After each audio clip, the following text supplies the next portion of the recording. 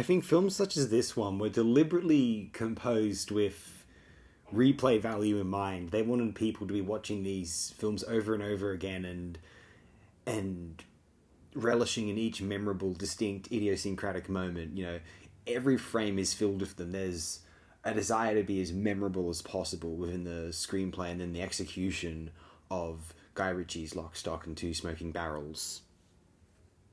Guy Ritchie has possibly grown up or was adjacent to an era where everyone's watching their favourite movies of all time again and again on VHS, relishing in each memorable moment, and he wants this to be one of those films that people watch again and again and relish and discuss each moment, quote them, and maybe this was even cognizant of the forum era, the early budding IMDb era, of which praise of Lock, Stock and Two Smoking Barrels was I think quite an abundant feature of those early forums. It was certainly in the top 250 at one time, if that says anything.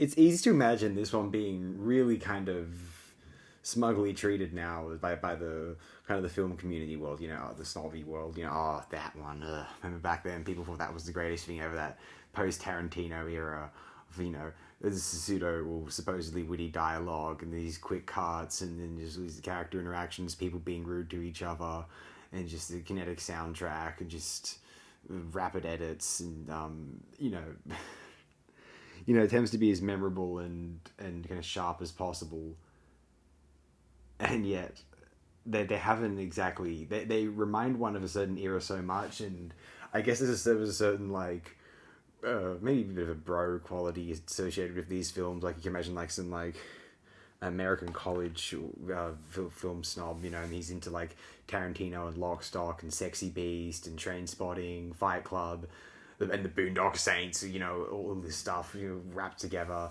Maybe even thinks American Beauty is deep, God forbid, and they will think, oh, these are the great films of all time, and they don't even pay much attention to stuff that came out before like 1990. And so like the films of that era, the good ones and the bad ones, they get all lumped in together as this kind of with not the greatest reputation.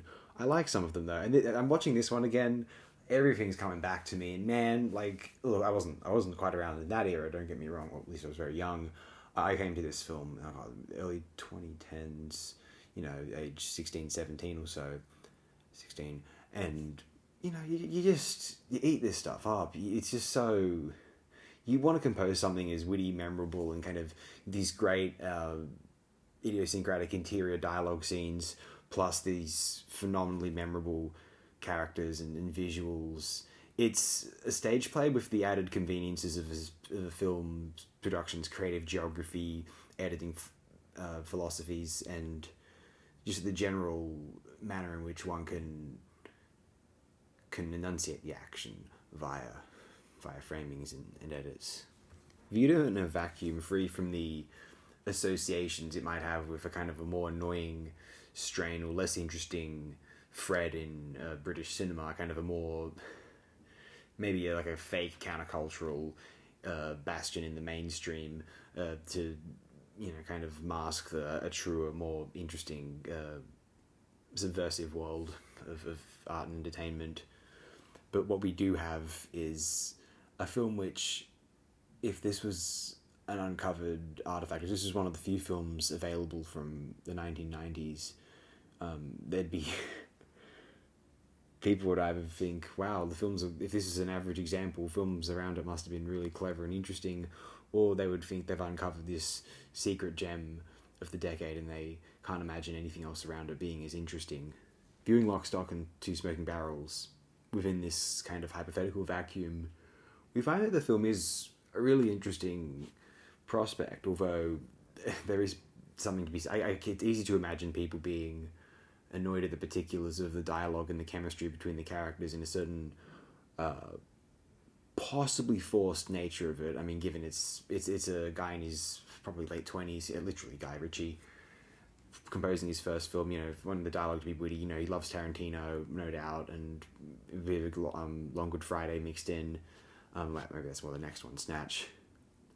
The end result is, it is astonishing that it's such a screenplay, and it wanted to be read as a great screenplay before anything else, and then it's magnificent how ultimately the film is probably most remembered in some ways for a certain visual aesthetic, and yet it attempted to have an equally idiosyncratic screenplay to boot in terms of a more traditional theatrical character interaction affair.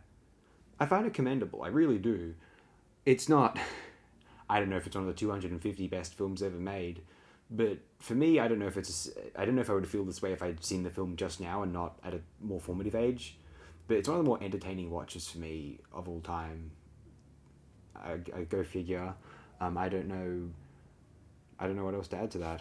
If you choose to ignore or accept the cultural annoyances associated with this film, I think it can be extraordinarily and impressively entertaining. Thanks again, my friends. Appreciate it immensely.